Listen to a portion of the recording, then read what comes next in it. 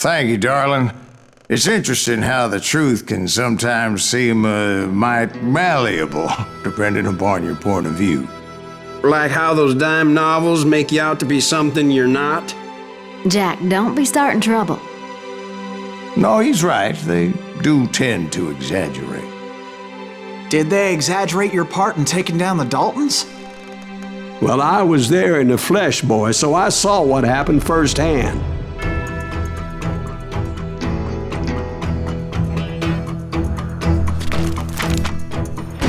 Those Daltons were lawmen once, before they all went bad, robbing banks and trains clear across the territory.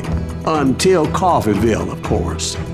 I was one of the citizens who took up arms that day. Fighting on the side of right? I did my best, sir. We all did.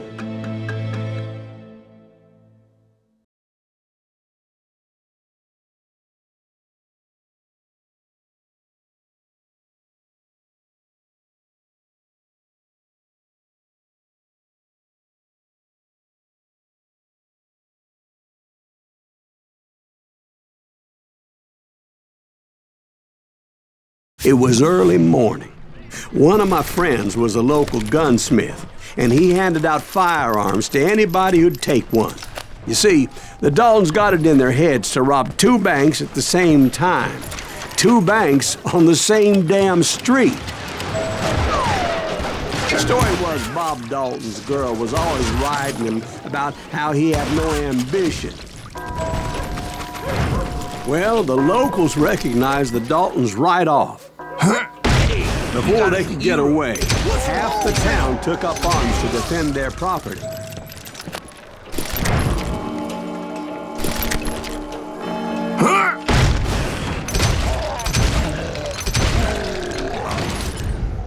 The brothers paid dearly for their stupidity, but everybody knows they had it coming. There's more to it than that. I read all about that day, so I know for a fact that it went down very differently. First of all, it was high noon. A posse of U.S. deputy marshals were on the rooftop across the street. Get ready, boys. They're gonna make a move. The lawmen had been tracking the Daltons for months, and now they finally had them dead to rights. But those boys had a reputation as stone-cold killers, so the marshals took every precaution, knowing they wouldn't go easy. Among them was a bounty hunter feared by many a lawbreaker. The marshals tried to get the Daltons to surrender. They'll give up eventually.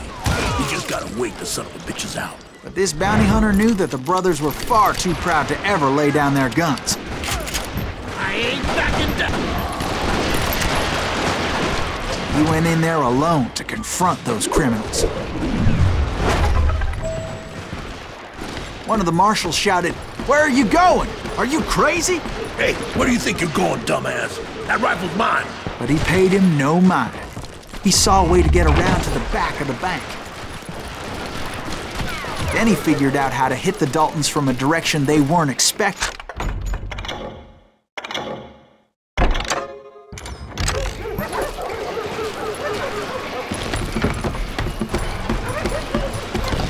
From above. Fortunately, a water tower was right there. A moment later, he was climbing up a steep ladder, laughing at danger as he did. It was brave men like him who risked their lives to tame this wild country.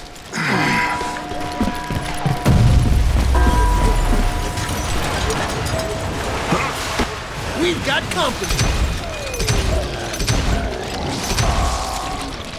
Heroic men like him, who did what other men couldn't or wouldn't to make this country free. Like Jim Bowie and Davy Crockett, Is that who Silent died defending Greaves? the Alamo. Son of a bitch!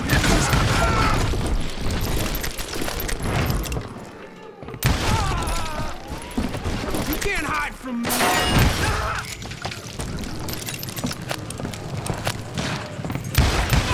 You rule the day.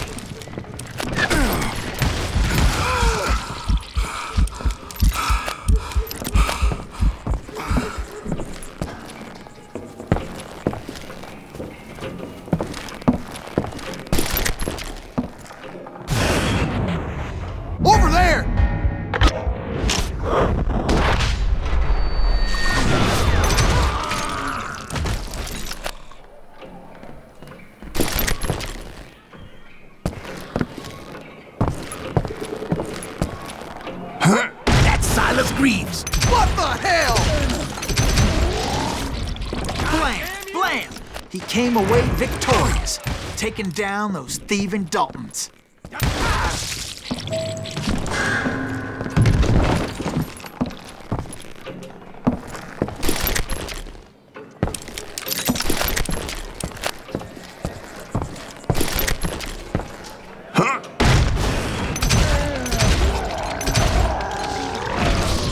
His name was Silas Greaves, and when the dust finally settled, he was the last man standing. Sorry, kid, but that just wasn't the way it happened.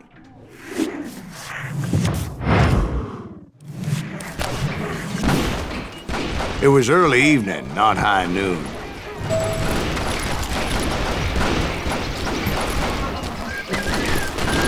I was late to the party, and Coffeyville was already up in arms. The Daltons blew up a safe, and were all set to hightail it out of there.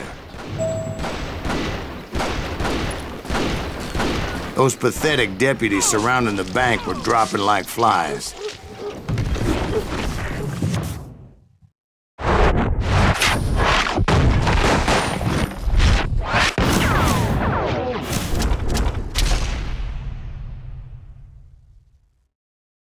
I had been tracking those jokers for months, waiting for them to do something reckless.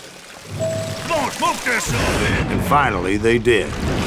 Those stupid bastards decided to rob two banks at the same time in the same town where everybody knew them. But they still had friends in Coffeyville.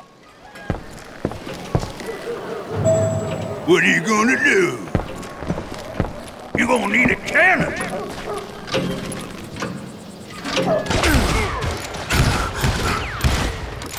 There you.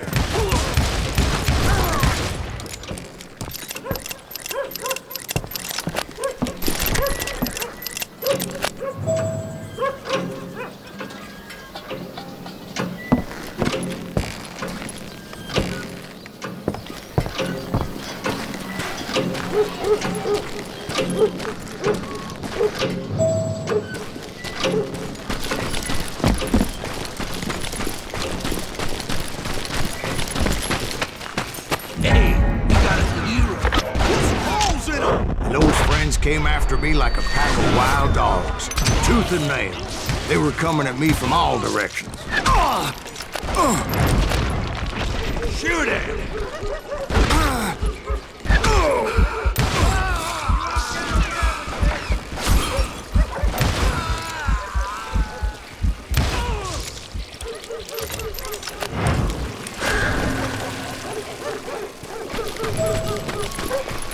I caught sight of the Daltons running with the money and didn't want to lose them.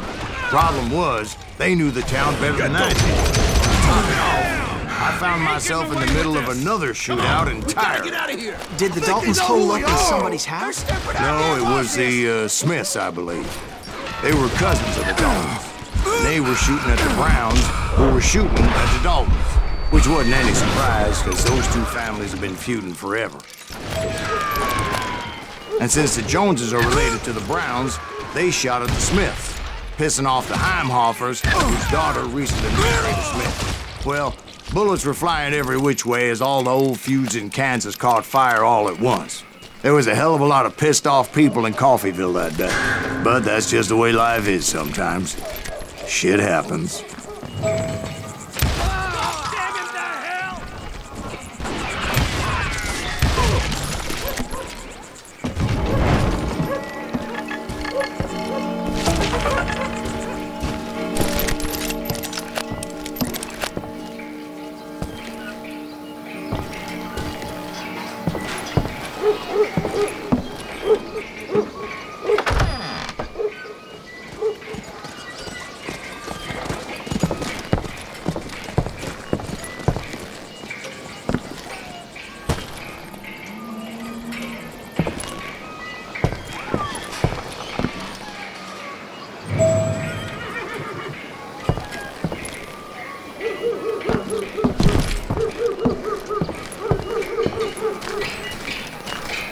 The Dalton boys knew I would never give up.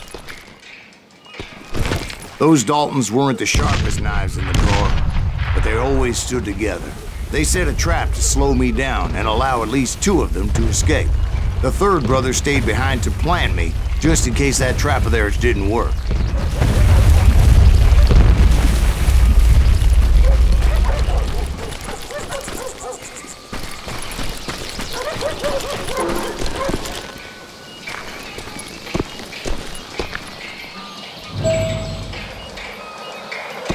It was Emmett, the youngest, and he decided to stand his ground and face me down. I ain't afraid of you, Silas Reeves. This is where it ends for you. He was determined to protect his brothers. I understood how he felt. Taking me on all by his lonesome wasn't exactly a recipe for a long life.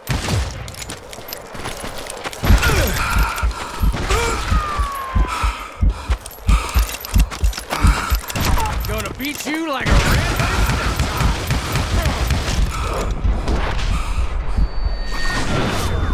Next time I won't miss. Gonna send you to the bone orchard.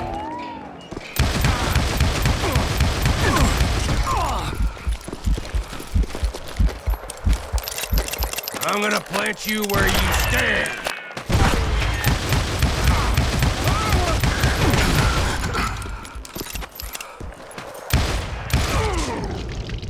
But Emmett Dalton survived the robbery in Coffeyville. He's the only Dalton who did. They say he was shot 23 times. Well, Dwight, who do you think put all those damn holes in him?